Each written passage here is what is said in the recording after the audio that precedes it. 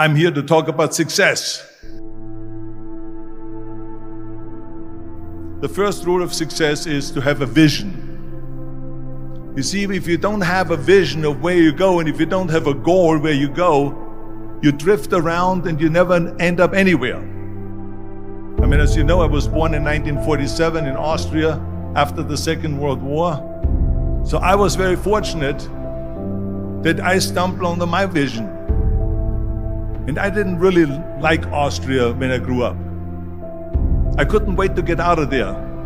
I couldn't see myself becoming a farmer or a worker in a factory or anything like that.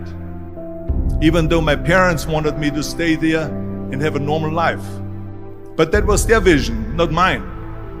My vision was totally different. I felt that I was born for something special, for something unique, for something big. Then one day I went to school. I remember I was 11 years old, and they showed a documentary about America. And there they showed in this documentary the huge skyscrapers, the high-rises, the huge bridges, the 6-lane freeways, and all of this stuff. And I said to myself, that's where I want to be. I don't want to be around here with these little farmhouses and these little buildings. I want to be in America. One day after school, I walked by a store in Graz. So I went inside and I looked around, and then I saw a magazine. I saw a bodybuilding magazine that had Reg Park on the cover. Reg Park was then a 3-time Mr. Universe. And I saw him on the big screen as Hercules. I read that and I said to myself, wow, this is the blueprint for my life. This is exactly what I want to do. I want to become a bodybuilding champion just like Reg Park. I want to get into movies just like Reg Park. And I want to make millions of dollars and be rich and famous just like Reg Park. Do you know how great it felt that I knew where I was going? Imagine the majority of people don't know where they're going. I knew where I was going, that I'm going to become this bodybuilding champion just like him. So it was just a question of how do you do it? I was so relieved, because when you have a goal, when you have a vision, everything becomes easy. So people always ask me, when they saw me in the gym in the pumping iron days, they say, why is it that you're working out so hard? 5 hours a day, 6 hours a day, and you have always a smile on your face. And I told people all the time, I said, because to me, I'm shooting for a goal. In front of me is the Mr. Universe title. So every rep that I do gets me closer to accomplishing that goal, to make this goal, this vision turn into reality. Every single set that I do, every repetition, every weight that I lift will get me a step closer to turn this goal into reality. So I couldn't wait to do another 500-pound squat. I couldn't wait to do another 500-pound bench press. I couldn't wait to do another 2,000 reps of sit-ups. I couldn't wait for the next exercise. At the age of 20, I went to London and I won the Mr. Universe contest as the youngest Mr. Universe ever. And it was because I had a goal. So let me tell you something, visualizing your goal and going after it makes it fun. You got to have a purpose no matter what you do in life. You got to have a purpose. 74% hate their job in America. Now, this is not much different when you come to Europe. The majority of people don't like what they're doing, because they're really not doing it because they didn't have a goal and they followed this goal. They just aimlessly drift around, and then all of a sudden there's a job opening, so they get that job because you have to work. But then when you work, it's a chore.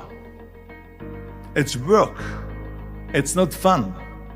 So if you think about, only a quarter of the people really enjoy what they're doing in life. That is unbelievable if you think about it. So I felt so blessed that I knew what I was doing. It's like a medical student that studies and knows he wants to become a doctor. You know where to go. And the same thing is also in politics.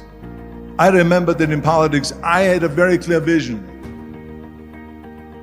that I will be the leader of California. That's as far as I could go because I was not born in America, so I could not run for president. So being the governor of the fifth largest state, I should say the largest state, the fifth largest economy in the world, was for me really the ultimate title, the ultimate accomplishment in politics. So even though people came up to me and says, why don't you go and run for something smaller, you're never gonna make it. I ran for governor, and then 2 months later I became governor of the state of California. Again, because I had a very clear vision what I'm gonna do with California.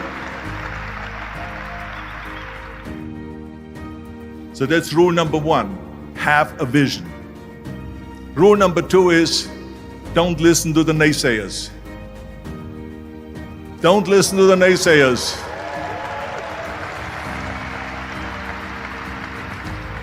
Everything I ever did, the thing that I heard out of people's mouth was, that's impossible. That can't be done. Or no. That is exactly what I heard, and of course I proved to the people that it can't be done.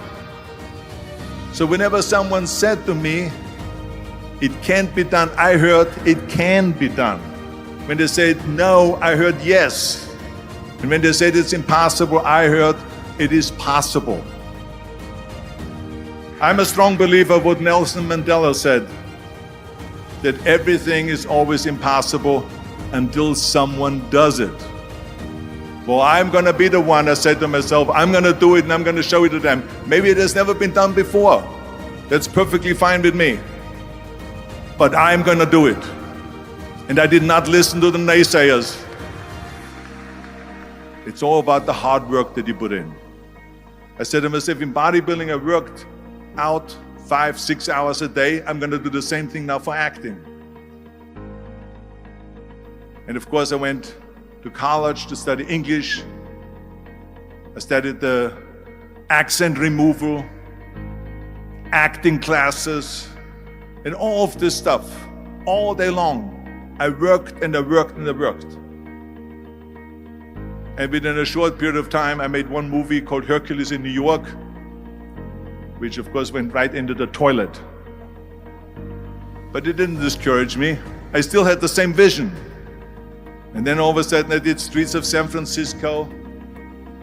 I did Stay Hungry and Pumping Iron and The Villain. And then all of a sudden I was asked by Dino De Laurentiis and by Universal Studio to star in Conan the Barbarian. And after I did Conan the Barbarian, the director at the press conference said to the press, the director was John Milius. He said to the press, if we wouldn't have had Arnold, we would have had to build one.